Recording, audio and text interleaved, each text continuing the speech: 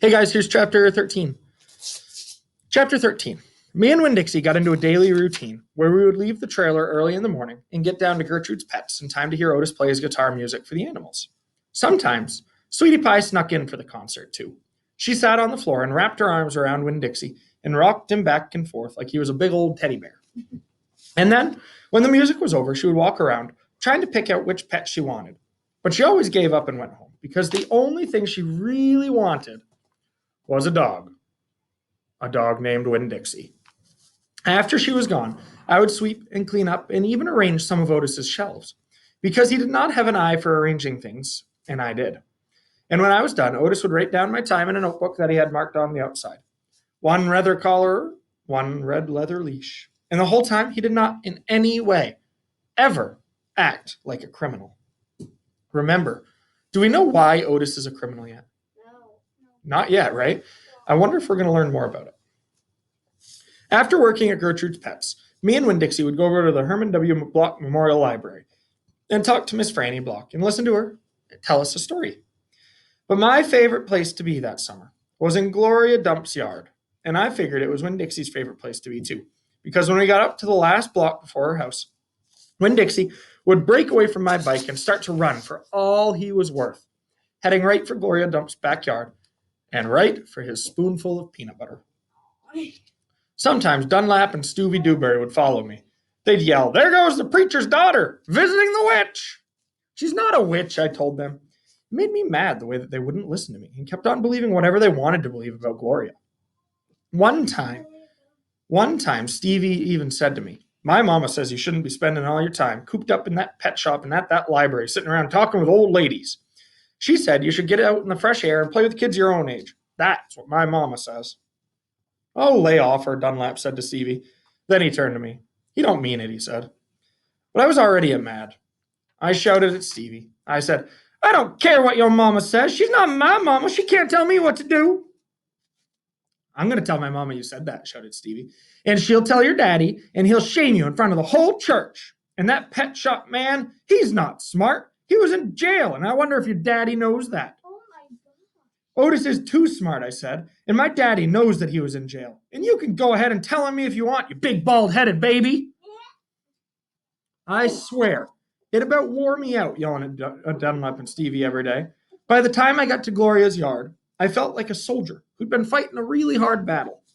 Gloria would make me a peanut butter sandwich straight off, and then she would pour me a cup of coffee with half coffee and half milk, and that would freshen me right up.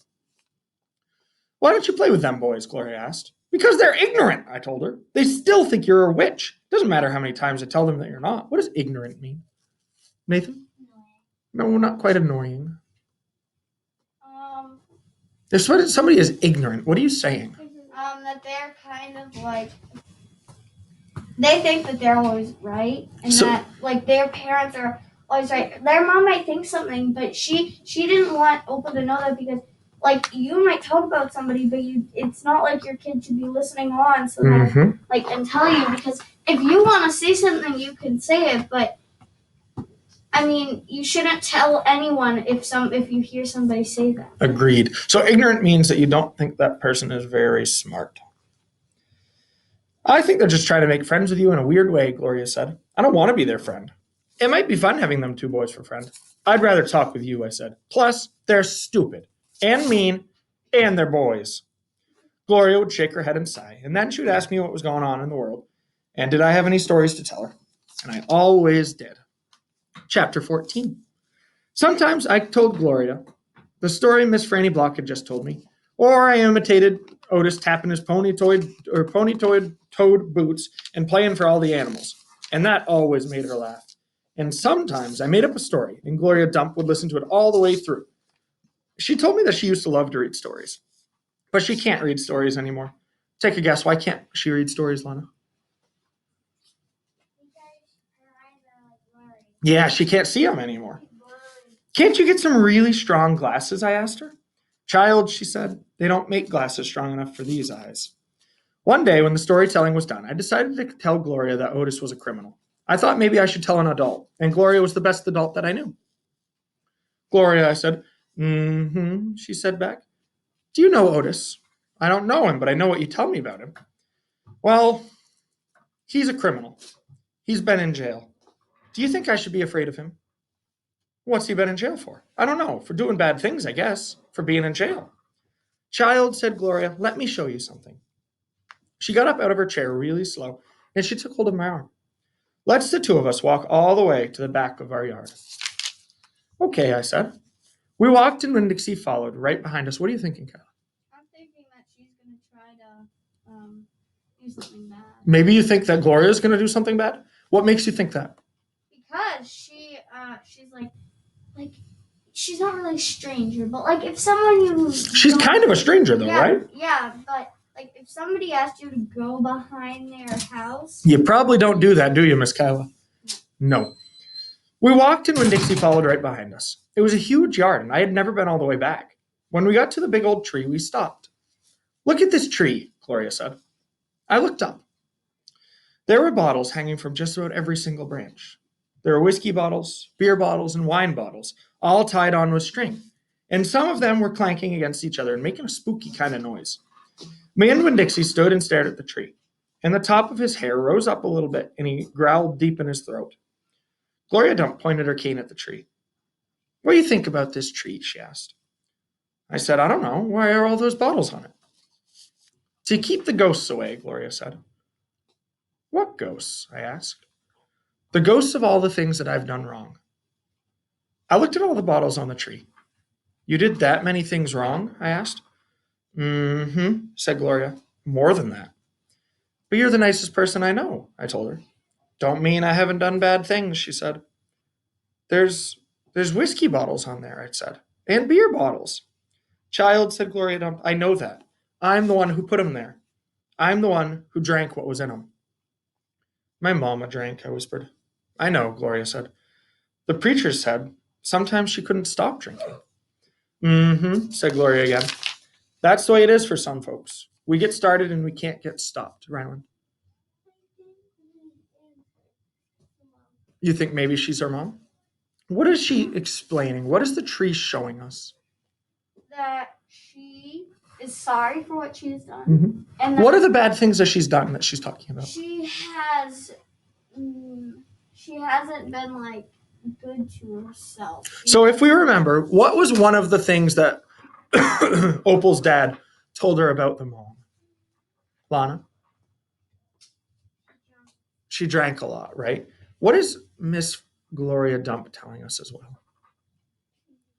She drank a lot too. Now, she said that's the way it is for some folks. We get started and we can't get stopped. So do you guys think that maybe she's keeping all the bottles there as empty reminders? Like, do you really think this is a good idea anymore? Yeah. So to her, that's how she keeps her ghosts away. Do we think that Opal's mom figured out a way to do that? No, so she just left the dad so she could do whatever she wanted. Do you think that's part of it? Do you think maybe the mom thought that she wasn't good enough for Opal?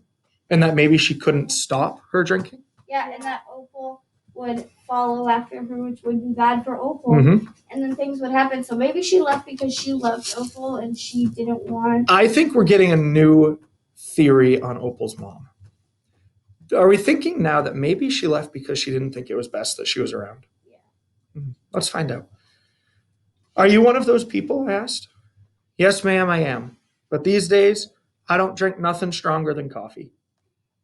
Did the whiskey and beer and wine, did they make you do bad things that are ghosts now? Some of them, said Gloria. Some of them I would have done anyways, but with alcohol or without it. Before I learned. Before you learned what? Learned what is the most important thing. What's that? I asked. It's different for everybody, she said. You find out on your own. But in the meantime, you need to remember. You can't always judge people by the things that they have done. You got to judge them by what they are doing now.